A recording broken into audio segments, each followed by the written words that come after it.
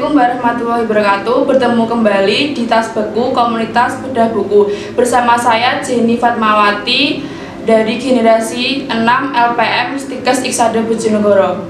Kali ini saya akan membedah buku dengan berjudul Mari Mencegah Stroke. Dan ini bukunya. Jadi di buku ini itu menjelaskan secara sederhana dan praktis bagaimana mencegah stroke itu.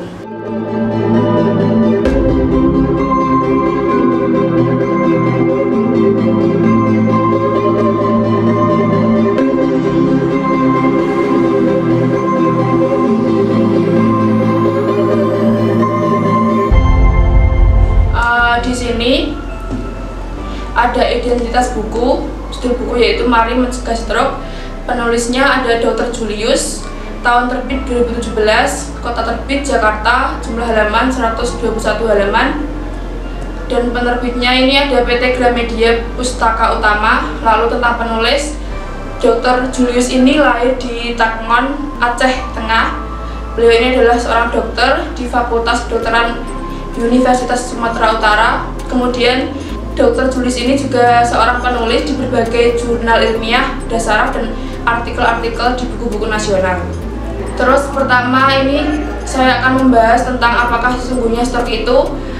Mungkin yang kita ketahui tentang stroke itu yaitu tentang kelumpuhan ya. Jadi di sini itu penulis menganalogikan stroke dengan kejadian dalam kehidupan sehari-hari.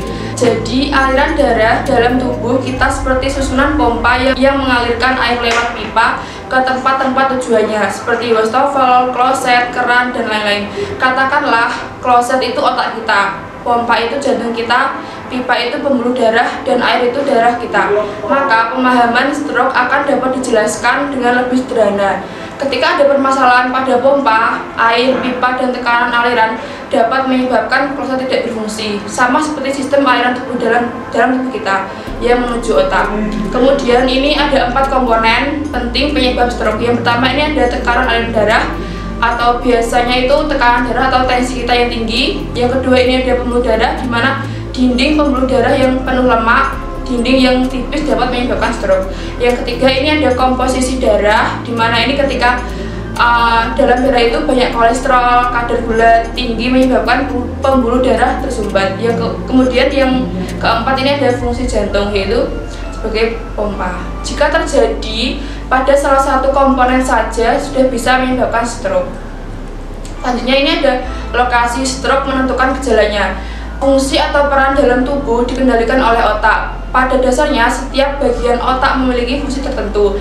Jadi, dapat dikatakan bahwa gejala stroke atau kerusakan otak itu bervariasi. Misalnya kalau terjadi di daerah bicara, mungkin bisa terjadi gangguan di bicaranya. Terus kalau di daerah berhitung, mungkin cara berhitungnya itu bisa terganggu. Kalau di daerah penciuman kita terganggu, dan seterusnya. Terus di sini itu ada prinsipnya, ada 2 jenis stroke. Yang pertama itu ada stroke penyumbatan, yang kedua itu ada stroke perdarahan, di mana pembuluh darah yang mengantarkan aliran darah ke otak itu pecah atau robek. Kemudian ini apabila kita sudah terkena atau mengalami stroke, ini itu bisa sembuh secara total atau enggak. Jadi itu di bukunya Dr. Julius ini menjelaskan bisa mengalami perbaikan tetapi tidak 100% sempurna. Pasti selalu ada kekurangan yang ditinggalkannya, dan kekurangan ini pasti tidak bisa dilihat dari luar, hanya penderitanya yang merasakan. Terus ini tentang tekanan darah. Dalam kehidupan sehari-hari, tekanan darah kita selalu dipengaruhi oleh aktivitas kita. Berbagai aktivitas fisik yang banyak menggunakan tenaga perut akan menyebabkan lonjakan tekanan darah. Aktivitas seperti angkat beban berat, mengejan, tertawa berbahak-bahak, marah-marah, menjerit-jerit, dan lain-lain. Semua ini akan meningkatkan tekanan darah kita hingga 40-50 mmHg dari nilai yang ada. Misalnya kita darah normalnya itu 120 ya. Kalau misalnya kita mungkin mengejan, tertawa berbahak-bahak, marah-marah, itu bisa meningkatkan 40-50. Misal kalau kita tekan darahnya 120 berarti tambah 50 jadinya itu 170 mmHg. Dan ini perilaku yang berhubungan dengan stroke. Yang pertama ini ada merokok. Jadi ini direkomendasi yang dikeluarkan oleh AHA atau ASA yang diterbitkan tahun 2011 menyebutkan bahwa merokok aktif maupun pasif merupakan faktor resiko utama terjadinya stroke penyumbatan. Penderita stroke yang masih merokok harus segera menghentikan kebiasaannya untuk mencegah serangan stroke berikutnya. Merokok itu menyebabkan jumlah oksigen dalam darah menurun, jantung bekerja lebih berat, dan darah mudah membeku. Yang kedua, ini ada konsumsi alkohol.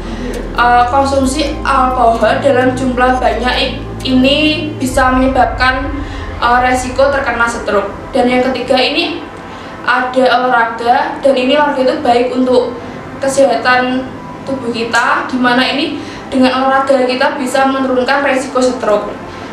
Dari AHA atau ASA menyarankan 1-3 kali dalam seminggu dan dilakukan selama 30 menit. Kemudian ini ada makanan yang bisa memperkecil atau menurunkan tingkat resiko terkena stroke. Yang pertama, ini ada apel.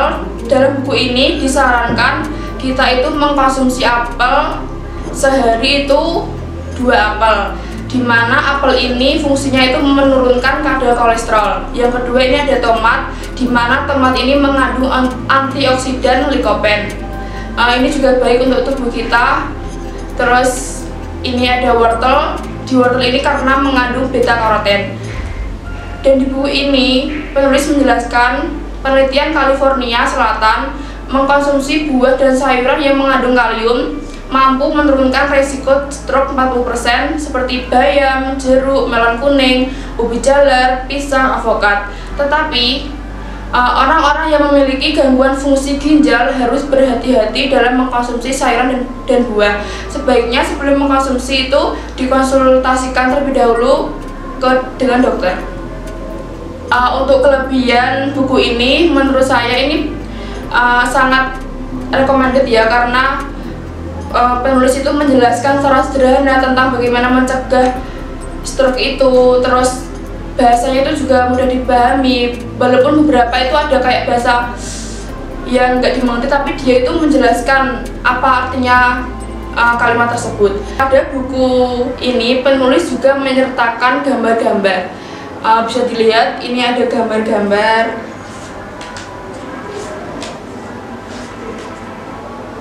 Buku ini menurut saya sangat bagus sekali untuk dibaca, untuk menambah pengetahuan kita. Terima kasih, mungkin itu saja yang bisa saya sampaikan terkait buku kali ini. Jangan lupa like, comment, and subscribe di channel Iksada TV. Wassalamualaikum warahmatullahi wabarakatuh.